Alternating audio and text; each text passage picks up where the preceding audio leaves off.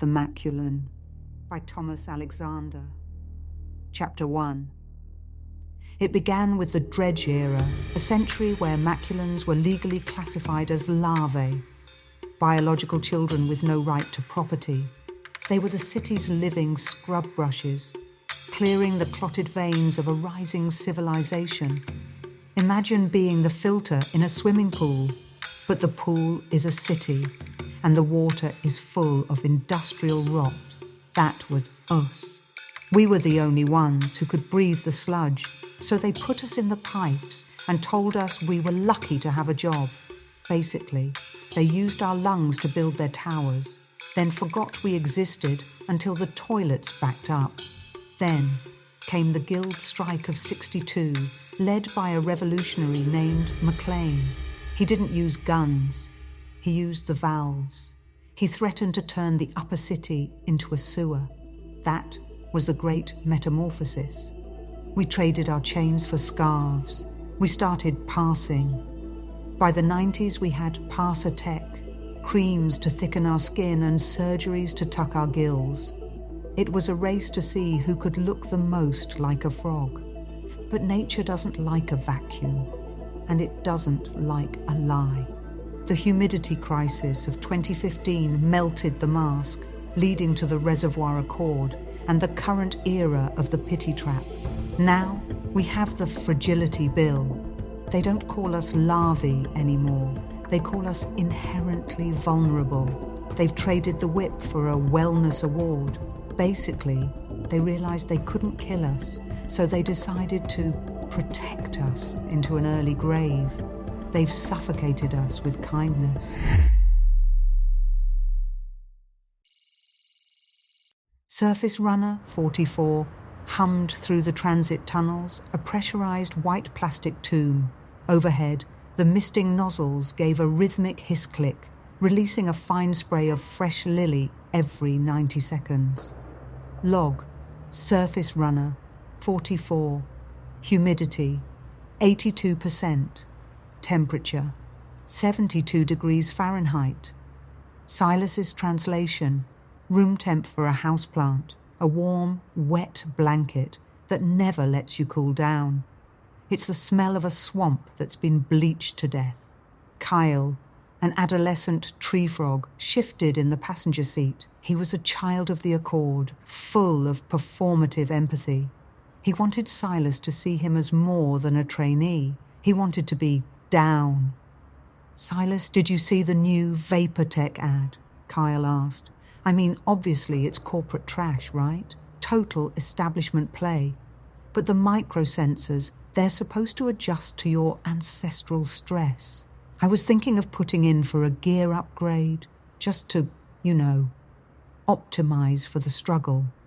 Silas kept his hands at 10 and 2. If you want to design a noose, Kyle, buy the scarf. It's a $400 way to tell your brain you aren't suffocating while it actively restricts your breathing. Right, exactly, Kyle said quickly. That's what I'm saying. It's an aesthetic of oppression. I totally get it. I'm with you, Silas. Silas gripped the wheel, his knuckles white under his G-sleeve. He thought of the others, Miller, Vance, the ones who wanted to be with him until the air got too thin. He thought of Marcus Aurelius and the discipline of the obstacle. He looked at Kyle and felt a cold, weary mercy.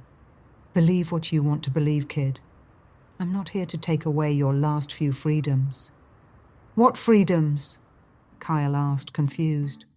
The freedom to think you're safe. The Gold Vault Spire rose out of the city's mist like a needle of polished bone. This was the habitat of the Anurans, the high frogs who craved the dry prestige of the sun. As the van pulled into the loading bay, a safety drone hovered at the window, projecting a holographic welcome mat in front of the vehicle. Happy Visibility Week, Senior Associate Silas, the drone chirped, in honor of your community's inherently vulnerable status. You are invited to bypass the service entrance and enter through the grand rotunda. Let the city see your progress. Silas didn't put the van in park. he looked at the drone's blue lens with the flat, unblinking stare of a predator. A second later, a woman stepped into the bay. Werner, a spotted salamander in a dry clean-only suit, watched as Kyle stepped out. His boots left a heavy, iridescent streak of moisture on the white marble floor. "The absorbent mats are there for a reason," Werner snapped, waving a manicured hand at the floor. "You're dragging residue all over the lobby. It's basic hygiene, people." Kyle started to shrink, his green skin turning a pale yellow. "I'm so sorry, Mom. The van's misting system was set to—" "Stop," Silas said, stepping out of the driver's side. He didn't look at the floor. He looked directly at Werner. "Werner," Silas said, his voice a low, professional grate. "I've read the fragility bill.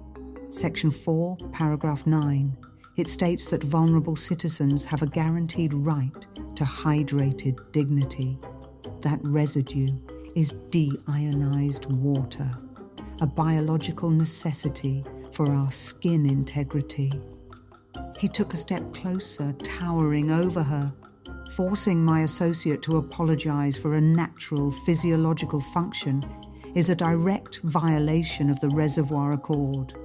Unless you want to file a formal contamination report and explain to the Wellness Board why you're policing the dampness of a Maculan's boots, I'm sure their equity audit would love to hear your thoughts on hygiene." Silas's thought, "This bitch never thought a mud puppy could tell it like this." Werner's corporate smile curdled. Her throat sac pulsed once, a sign of genuine suppressed rage. She signed the tablet with a sharp, violent motion. "Eat shit, salamander face-ass bitch," Silas muttered as the van doors hissed shut. He saw her freeze. She'd heard it. Her eyes went to the priority report icon before the van even cleared the bay. Kyle's thought, "Oh God, my career is officially a grease fire."